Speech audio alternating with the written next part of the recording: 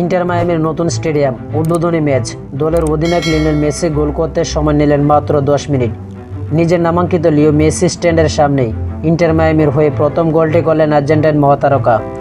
যদিও জয়ের হাসি নিয়ে ম্যাচটি শেষ করতে পারেনি তার দল।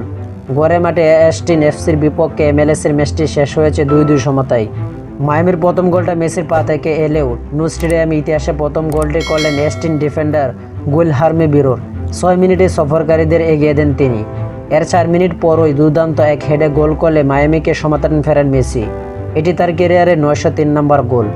সমতায় ফেরার পর মায়ামির বল দখলে আধিপত্য দেখালেও অস্টিনের রক্ষণভাগ ভাঙা কঠিন হয়ে পড়েছিল।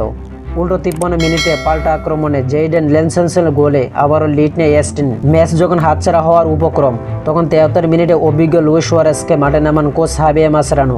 মাঠে নামার 8 মিনিটের পরে গোল করে দলের হার বাঁচান উরুগুয়েন স্ট্রাইকার। মেসির নেওয়া কর্নার থেকে জার্মান বার্ডারের হেড করার পর খুব কাছ থেকে বল জালে জড়ান সুয়ারেজ। ভাগ্য সহায় হলে ম্যাচের শেষ দিকে মেসির দারুণ একটা সমাপ্তি টানতে পারতেন, কিন্তু 90 মিনিটে তার ডেনমার্ক ফ্রি কিকটি পোস্টে লেগে ফিরে আসে।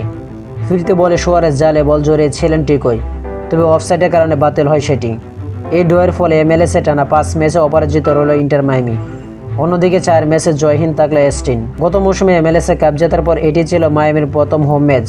এছাড়া দীর্ঘ 6 বছর ফোর্ট লেডারকে নিজেদের হোম গ্রাউন্ড হিসেবে ব্যবহারের পর এবারই প্রথম নিজেদের শহরের নামে গড়া স্টেডিয়ামে খেলার সুযোগ পেল তার। 26,000 দর্শক ধারণ ক্ষমতার স্টেডিয়াম উদ্বোধন করেন ক্লাবের মহামালিক ডেভিড বেকহাম ও জর্জ মাস। খেলা শুরুর আগে আবেগপ্রবণ হয়ে বেকহাম বলেন, মায়ামি হয় এই স্টেডিয়াম চালু করার জন্য বছরের পর বছর চেষ্টা করার পর আজ এটি বাস্তবে রূপ নিতে দেখার জন্য বিশেষ কিছু। 20 বছর আগে এমএলএসে আসার সময় অনেক কথা দিয়েছিলাম। 13 বছর আগে মায়ামি আসার সময় সেই প্রতিশ্রুতির কথা শুনিয়েছিলাম। আজ আমাদের সেই স্বপ্ন সত্যি হলো। গ্যালারিতে উপস্থিত থেকে ওই ঐতিহাসিক মুহূর্তে সাক্ষী হয়েছেন ব্রাজিলিয়ান কিংবদন্তি বেকহ্যামের রিয়াল মাদ্রিদ সতীর্থ রোনালদো নাজারিও।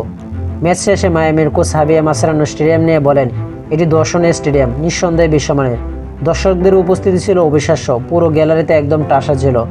আগামী সপ্তাহে নিজেদের এই নতুন মাঠে নিউ ইয়র্ক রেড বুলসেসের মুখোমুখি মায়ামি। আশা করি যারা টি স্পোর্ট গেলা চ্যানেলে সাবস্ক্রাইব করেন, সবাই স্পোর্ট গেলা চ্যানেলে সাবস্ক্রাইব করবেন।